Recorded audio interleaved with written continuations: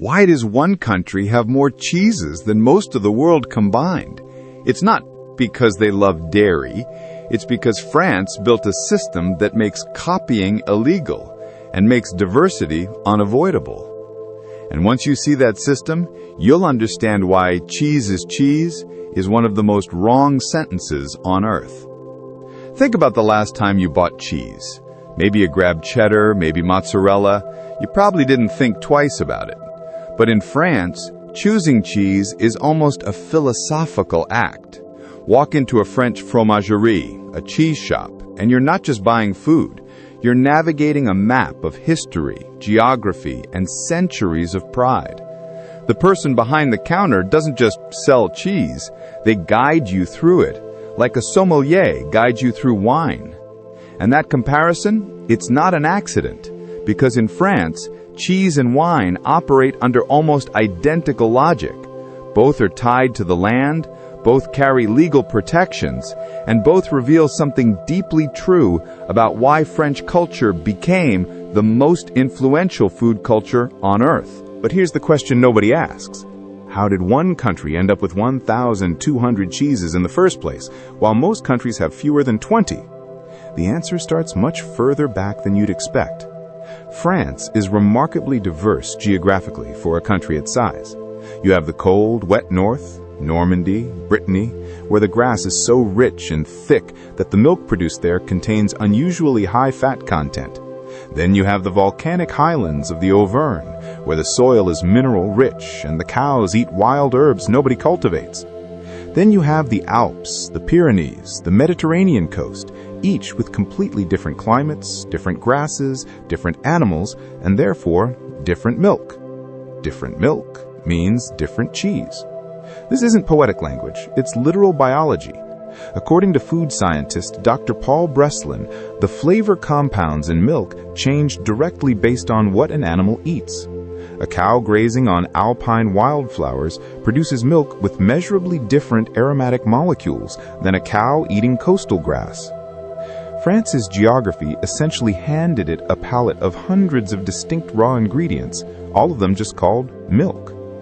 And French cheesemakers, over hundreds of years, learned to do something extraordinary with each one. But geography alone doesn't explain 1,200 cheeses, because geography is everywhere. Switzerland has mountains. Ireland has green pastures. Neither of them came close to France's numbers. So what was the real difference? It was politics, and a surprisingly brilliant system of food law. Here's where France does something almost no other country does. In 1925, France created a legal framework called the AOC, Appellation d'Origine Contrôlée, which translates to Controlled Designation of Origin. Today, it's been upgraded to AOP, the European version. The idea is shockingly simple, but completely radical. If a cheese has a protected name, you can only call it that name if you follow an extremely specific set of rules.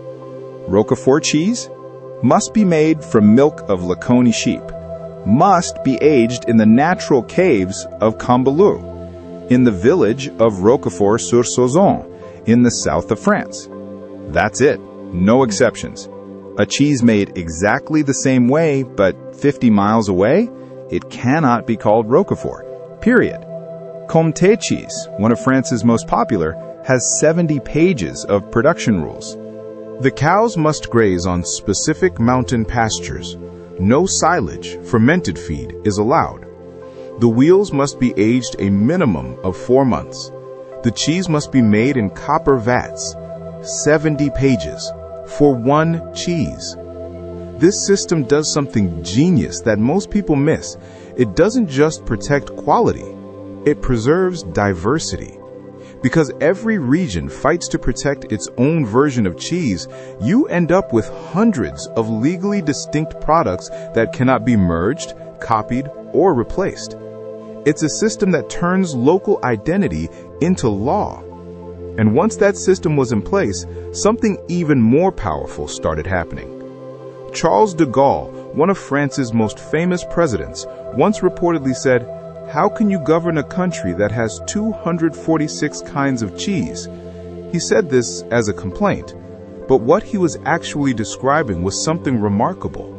France had so many regional identities, so many local prides, so many distinct communities that even their cheese couldn't be unified. In France, cheese isn't just food, it's identity.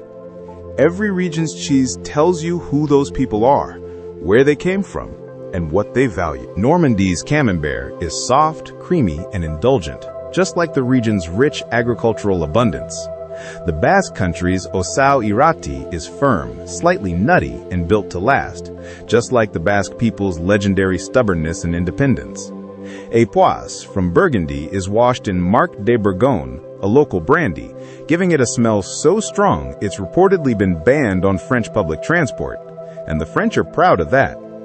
That pride created a feedback loop. Because families passed down cheese-making traditions for generations, villages built entire economies around their specific cheese. Chefs trained for years learning how to pair, serve, and present cheese correctly.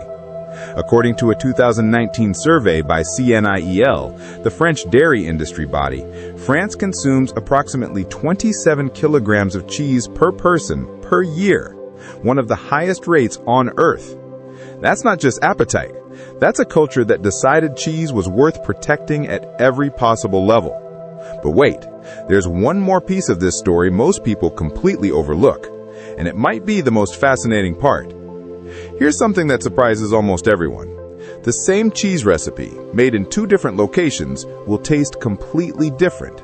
This isn't a marketing claim. It's a documented scientific phenomenon called terroir, a French word that roughly translates to a sense of place. You've probably heard it applied to wine, but it applies equally, maybe even more powerfully, to cheese. The reason is something called the microbial environment. Every region has a unique community of bacteria, yeasts, and molds living in the air, the soil, and the surfaces of aging caves.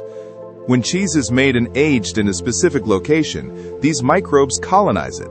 They literally become part of the cheese. A study published in the journal MBio in 2014 found that cave-aged cheeses contain incredibly complex microbial ecosystems, with hundreds of species of bacteria and fungi interacting to create flavor compounds that simply cannot be replicated in a sterile factory environment. This is why the Combalou caves in Roquefort matter legally. It's not tradition for tradition's sake. It's because those specific caves contain Penicillium roqueforti, the exact mold species that creates Roquefort's signature blue-green veins and sharp, tangy flavor. Move the cheese to different caves, you get a different mold, a different flavor, a different product entirely. France understood this instinctively for centuries before science could explain it. And when science finally caught up, it proved what French cheesemakers already knew. Place is flavor. That's why 1,200 different places produce 1,200 genuinely different cheeses. Not because France invented clever marketing, because France protected the real thing and refused to let it disappear. So next time someone says cheese is just cheese, you can tell them exactly why they're wrong. France didn't accidentally create 1,200 cheeses. It built a system of geography, law, culture, and science that made it completely inevitable. If you found that fascinating, hit subscribe, because tomorrow we're uncovering why Indians cook with 30 spices in a single dish, while Scandinavians use almost none.